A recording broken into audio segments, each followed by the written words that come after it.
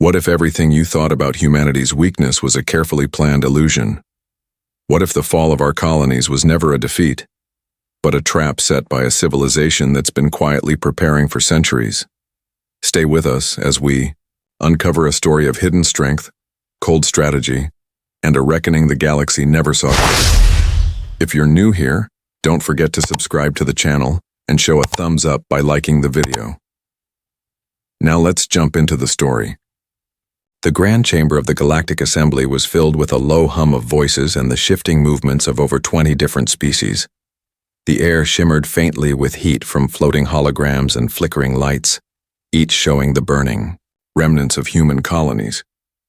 At the center, a tall figure stood with dark silver armor gleaming under the ceiling lights. His name was Speaker Drenkar of the Trivar Dominion, and he looked as though he had already won a war.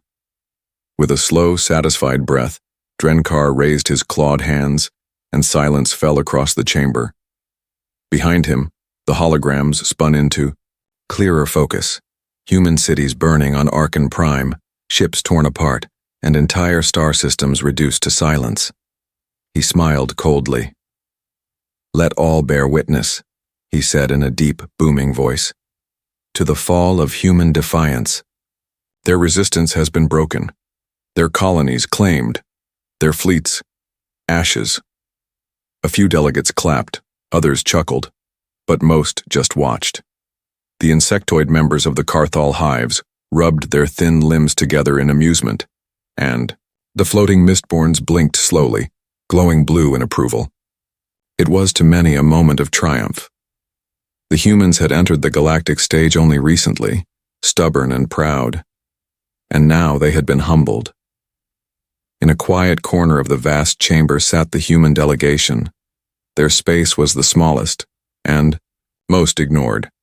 Only 3 individuals occupied the seats: Ambassador Kalen Thorne, General Nira Vael, and Tactical Advisor Bren Solon. They wore simple Navy uniforms, clean and unadorned, without the ribbons and medals that marked other military representatives.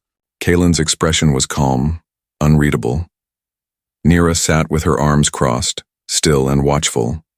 Bren stared straight ahead, unmoving. Drenkar sneered in their direction. "The humans sit silently as they should," he said, his voice rich with mockery. "Perhaps they have finally learned the cost of arrogance." More laughter echoed. One delegate stood, a tall, blue-skinned creature with swirling tattoos across its face. "Will the humans now accept their fate and surrender what remains of their space?" Every eye turned to the humans. The silence was deep, thick with expectation. Kalen Thorne rose slowly. He didn't look angry or broken. He looked thoughtful, measured. He stepped forward to the central platform, adjusting his coat with one hand. He didn't need to speak loudly. The chamber had already fallen into an uneasy quiet. "Speaker Drenkar," Kalen began, his tone polite but firm, "your presentation was thorough. It is true that 6 of our colonies have fallen, that Arkan Prime was lost, that many of our people have died." Drenkar's smug smile widened. "So, you admit your failure?" Kalen looked up at him and gave the smallest of nods. "We admit loss, but not failure." Whispers ran through the chamber. The floating screens flickered as Kalen tapped a small device in his pocket. "What you destroyed," he said, "were outer colonies, frontier settlements with local defense, fleets. What you fought were patrol units, militia groups, civilian volunteers. Brave people, but not soldiers." Drenkar's brow furrowed. "That's a lie. Our intelligence identified your frequencies, your chain of command. You identified what we allowed you to see." Kalen replied.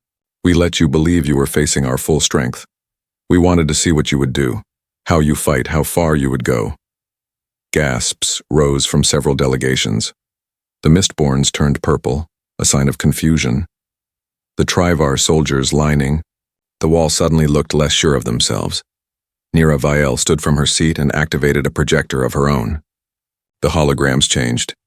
New images appeared. Massive shipyards circling Earth's moon, factories on Mars producing war machines of incredible size, training grounds on Titan where armored soldiers marched with terrifying coordination. "This," Kalen said, "is our real military." The chamber was dead silent. "These ships," Nira added, her voice calm and icy, "are manned by professionals, not colonists. These soldiers have been trained since childhood. Every suit of armor is connected to a network. Every unit trained in zero-G combat, planetary assault, fleet tactics, and electronic warfare." More images flashed. Human dreadnoughts the size of cities, fortresses embedded in asteroids, satellites with beam weapons capable of cutting ships in half. This was not a people broken. This was a people waiting. Drenkar stepped back, his hands twitching. This is a bluff."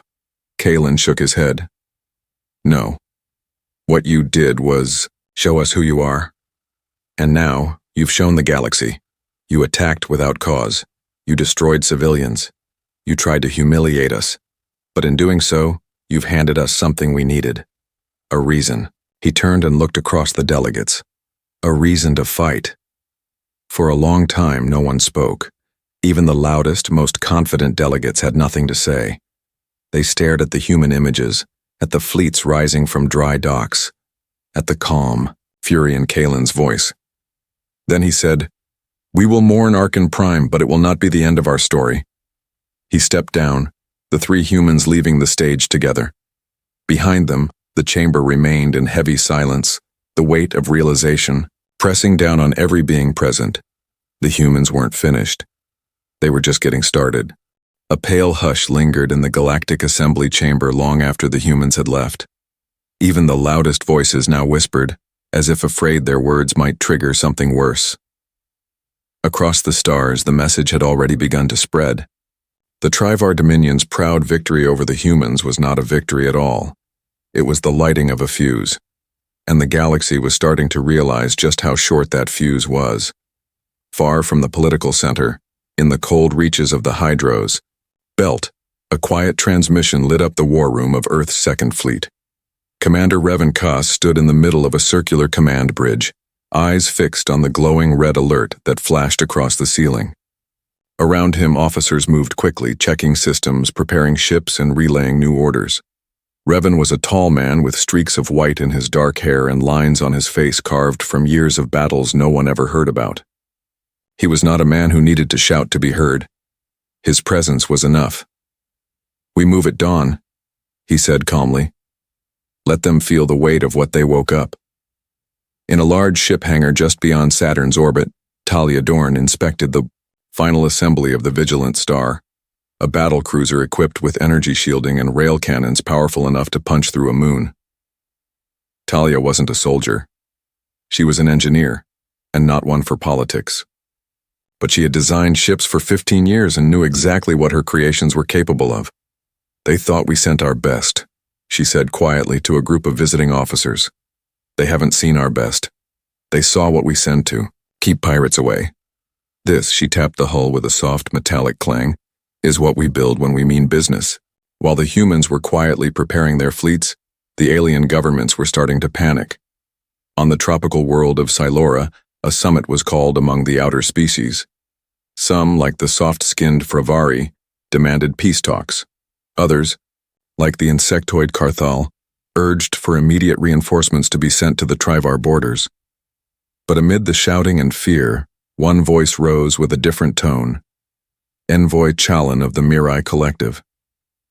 Challen was an old diplomat, known for rarely speaking unless she had something worth saying. She watched the human projections again and again, rewinding Kalen Thorne's words, studying the calm expressions of the human delegation. It wasn't rage. It wasn't pride. It was certainty.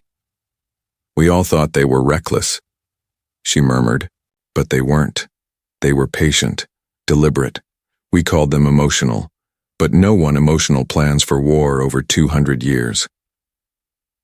Back on Earth, deep beneath the Arctic Circle, a vault was opening. Inside were archives of war data, enemy weaknesses, captured alien tech and military simulations that had been running for decades. The quiet hum of machines echoed through the chamber as analysts updated files and ran scenarios. Each simulation ended with a single message. Trivar Dominion, high threat, strategic response, total readiness required. Commander Revan Koss reviewed these reports with a calm frown. He had hoped it wouldn't come to this. He remembered when humans first joined the Galactic Assembly, bringing food, medicine, and hope. They had come as students, eager to learn. They had stayed quiet, careful, not to show too much. But now the masks had to come off. Meanwhile, Talia Dorn stood beside a massive transport ship, watching rows of soldiers march aboard. They moved like one body, trained and precise. Each soldier wore powered armor that shimmered faintly, covered in advanced plating and hidden weapons. They weren't shouting or cheering. They didn't need to. They knew what they were about to do. These aren't volunteers anymore, Talia whispered. They're protectors. Across the galaxy, alien news streams buzzed with questions. Why had the humans hidden their true strength? Why hadn't they fought harder at the start? Why had they allowed their colonies to fall? And most of all, why weren't they angry? In a small, quiet council room in the Trivar capital, Speaker Drenkar stood alone. Gone was the smug smile, the proud voice. In his place stood a leader who had realized the weight of his mistake. The images of human warships haunted him. Not because of their size or power, but because of how calm the humans had been. They had taken the loss of 6 worlds without rage, without threats. They had stayed quiet and planned. He turned to his aide. "Prepare a message," he said, slowly. "We need to talk to them, before it's too late. But it might already be too late. The humans weren't just coming to defend themselves. They were coming to make sure no one ever thought to cross them again. Not because they wanted revenge, but because they believed in preparation. Because they had studied every war, every loss, every mistake. And now they were ready to show the galaxy that peace with humans was a gift. But war with them was a lesson. The echo of miscalculation was spreading, and its sound was loud enough to shake the stars. In the blackness of space far beyond the borders of the Trivar Dominion, the silence was broken by movement. One by one, massive ships emerged from hyperspace, their hulls glowing softly with the heat of entry. These were not exploration vessels or patrol craft. These were dreadnoughts, cruisers, carriers, war machines built for a single purpose. Together they formed the largest human fleet ever seen. They didn't come with speeches or warnings. They came with precision, discipline, and purpose. On the command bridge of the lead ship, the Resolute Dawn, Admiral Saren Holt stood with, her hands behind her back, her eyes on the vast display of stars and tactical grids in front of her. She was calm, with sharp eyes that missed nothing. She had trained for this moment her entire life. Around her, crew members worked quickly, their actions smooth and silent. Every soldier, every officer aboard the fleet had been chosen not just for skill, but for their ability to act without hesitation. "Status?" Saren asked quietly. "All ships aligned, weapon systems primed." "No enemy movement yet," came the reply. "Maintain position. No engagement unless fired upon." She didn't need to say more. Her crew understood. This wasn't about revenge. This was about control. Every action had to be measured. Every move had to make the enemy realize just how badly they'd misjudged humanity. Back on Earth, inside a mountain facility hidden beneath the Rockies, Dr. Malin Ostra walked through a long corridor filled with glowing screens. He wasn't a soldier or a politician. He was a historian, and he had studied every war fought in the galaxy over the last 500 years. His work had helped shape Earth's modern military doctrine. Never show your full hand, always study your enemies before striking, and never waste a second chance. Malin paused before a display showing recent footage from the Galactic Council chamber. He watched Ambassador Kalen's calm speech again, then shifted to video feeds of alien responses afterward. Panic, disbelief, confusion. He spoke softly to a recording device. "They believed us disorganized because we were quiet. They thought we were weak because we never flexed our power. But what they didn't understand was that we've been learning from their mistakes. We've watched empires fall from pride. We've seen alliances collapse from poor judgment. So we built something better. Not louder, not bigger, just smarter. Across the galaxy, the signs were clear. On the frozen moon of Thesa 9, human engineers activated a network of orbital defense stations, their beams sweeping the skies like silent guardians. On the jungle world of Corin, field commanders tested stealth units that could vanish from sight, even under direct surveillance. Training centers on Mars ran 24 hours a day, rotating new squads through simulated battlefield scenarios, urban combat, shipboarding, spacewalk warfare. These were not desperate preparations. These were long-standing habits. In the Galactic Assembly, whispers turned into arguments. Delegates who once mocked humanity now called for caution. The same alien leaders who had laughed at the fall of Archon Prime now asked how many more patrol ships the humans might have. Others argued that Earth's strength was exaggerated, that maybe it was all just carefully chosen images and manipulated footage. Strategist Vorvel of the Mexari Guard, a species long allied with the Trivar Dominion, stood apart from the noise. He had fought beside Trivar fleets for years, had led missions, had destroyed enemy installations. But now he couldn't stop thinking about what he'd seen in the human broadcasts. Ships that made their cruisers look small. Weapons he didn't. Recognize soldiers who moved like they had no fear. Vorvel remembered the faces of the human delegation, not angry, not scared, just patient. In private, he met with his officers. We were wrong, he told them. We treated them like newcomers. We thought we understood them. But they've been preparing for this war since before we even knew they existed. Back aboard the Resolute Dawn, a message arrived from Earth. It was brief. Approved orders. Confirmation of readiness. Saren Holt scanned the screen, then closed it and turned to her communications officer. Send the signal to the 3rd Armada. Phase 1 is green. The officer nodded. Signal sent. Then, Saren walked to the observation deck. The stars outside looked peaceful, like nothing had changed. But everything had. Humanity had hidden its true power for a reason, not out of fear, but out of understanding. They knew that in a galaxy filled with egos, showing restraint was often mistaken for weakness. They had waited for the right moment. And now that moment had arrived. The galaxy had poked the sleeping bear. But it wasn't just a bear. It was a machine built for defense, fueled by caution, driven by memory. Earth had built an army not because it wanted to conquer, but because it knew one day it might need to survive something like this. And it had. No intention of losing. The war wasn't coming. It had already started, and the galaxy was just beginning to understand what that meant. The stars over the Trivar Dominion shimmered with unnatural light as hundreds of human warships entered their space. The Second Fleet did not move in secret. It arrived in formation, precise and disciplined, like an iron curtain descending across the sky. Sensors across border worlds lit up in alarm. Citizens stood frozen beneath the night sky, watching black silhouettes crawl across the stars. The message was clear. This was not a raid. This was a statement. Inside the command center, on Veltrax Prime, High Consul Therix watched the incoming fleet from his high tower. His advisors whispered and argued around him, suggesting immediate countermeasures, defensive actions, or even surrender. But Therix said nothing. He simply stared.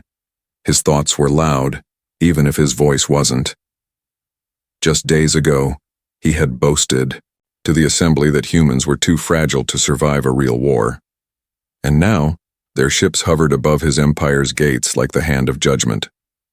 On board the lead human vessel, the Silver Horizon, Captain Linya Tress sat at her console, reviewing the final transmission.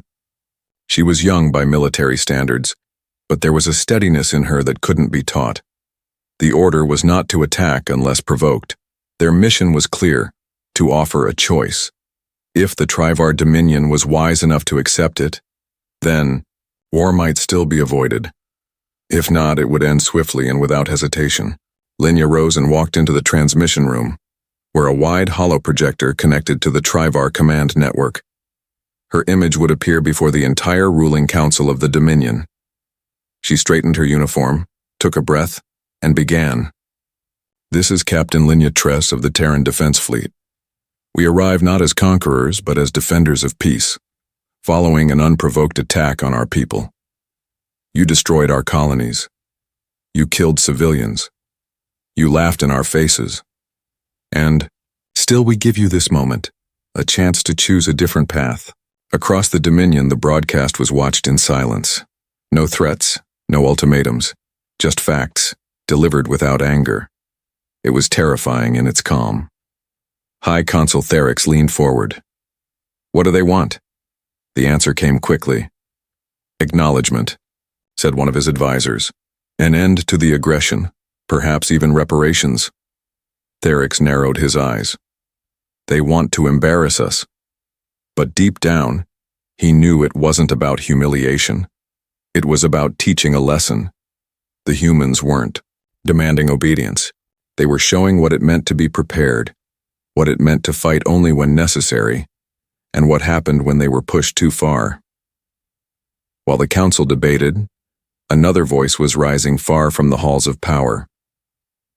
Interpreter Fen Dulo, a young diplomatic apprentice from a minor species allied with the Dominion, was quietly gathering attention on the interstellar forums.